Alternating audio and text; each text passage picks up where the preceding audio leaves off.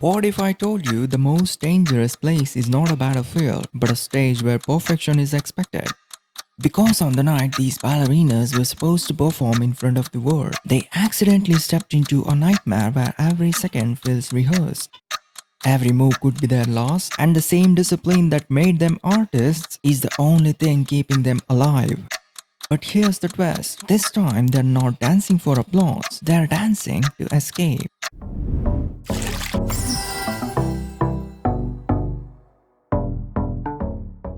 So we start with our squad of 5 elite ballerinas, and let me tell you, the drama is already at a boiling point before a single drop of blood is even spilled.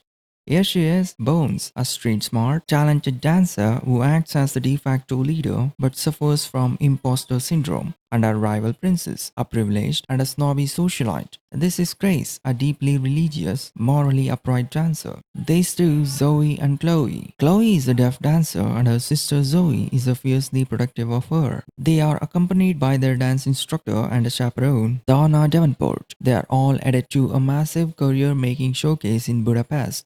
Because this is a movie, things immediately go sideways. Their replacement bus breaks down in the freezing middle of Hungarian forest. Miss Dorna decides, hey, let's just walk through the woods at night. What could go wrong? Well, classic horror movie decision making right there. But instead of a guy in a hockey mask, they stumble upon a lavish glowing roadside hotel called the Terramar Inn. It's run by a woman named Devorah, a legendary former prima ballerina. At first, it feels like they have hit the jackpot, warm beds, food, and safety. But the Terramar Inn is not a 5-star resort. It's a front for a ruthless criminal organization. Talk about biting off more than you can chew. While the girls are trying to practice their routines, a volatile entitled mob prince named Pasha decides to make aggressive advances. Miss Donna, being the absolute mama bear that she is, steps in to defend her girls. And this is where the movie goes from a teen drama to an absolute bloodbath. Pasha pulls out a gun and shoots Miss Donna directly in the face. Boom! Just like that, the music stops. The girls go from practicing their grandites to being terrified witnesses of a mob execution. They are rounded up, stripped of their phones, and thrown into the dark basement. Now the mobsters are trying to figure out how to dispose of the evidence. They plan to bring in a cleanup specialist called the Doctor to remove the girls' teeth and fingerprints so they can never be identified. Talk about an extreme makeover.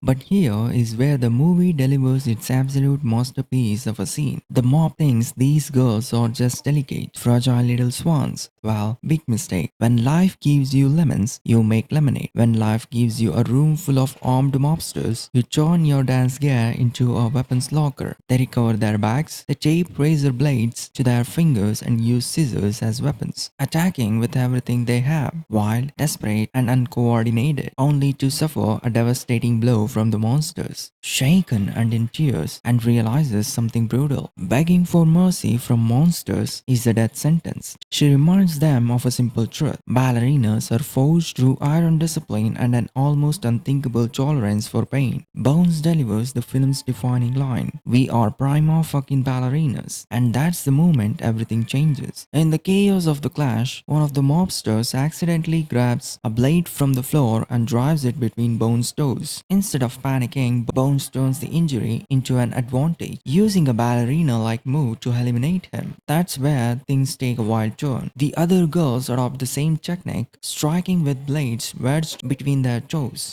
As Devorah witnessed Pasha's mobster being killed, she quickly realizes the situation is slipping out of control. Without hesitation, she orders her crew to eliminate all the girls. What follows is pure, unfiltered, aesthetic violence. Moving as a perfectly synchronized unit, the girls lure the henchmen into the shadows, turning their training into something far more dangerous. Leaps, spins, and high kicks are no longer part of a performance. They become lethal strikes, slicing through the guards with chilling precision.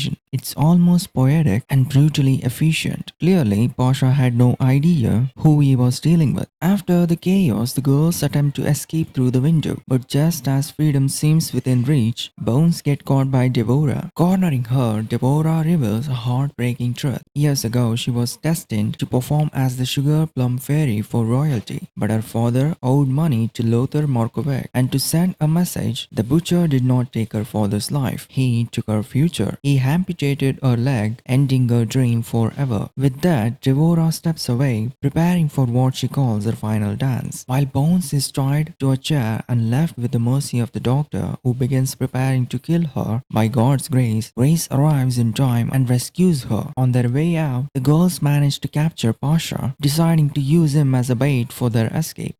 Witnessing the sheer willpower and refusal to break in, Devora makes a choice. She decides to give them the chance she was never given, calling it her final solo. She orders the girls to run, but just as they begin fighting their way out, the situation escalates yet again. Pasha's father, the infamous and ruthless Lothar the Butcher Markovic, arrives with a heavily armed group. It's like out of the frying pan straight into the fire. In a final act of defiance, Devora lures Lothar and his men into the center of the hotel and reveals the truth. The entire place is rigged with C4 explosives. Without hesitation, she triggers the blast, sacrificing herself and wiping out the entire mob in one massive devastating explosion. The 5 ballerinas barely outrun the fireball. They picked up the mobsters' motorcycles and tear down the highway toward the Budapest. They burst through the doors of the Grand Theatre just in the nick of time, stepping onto the stage covered in sweat, dirt, and probably some mobster blood. Putting all past rivalries aside, they perform their routine flawlessly, turning their drama into art and dedicating their triumph to Miss Dorna.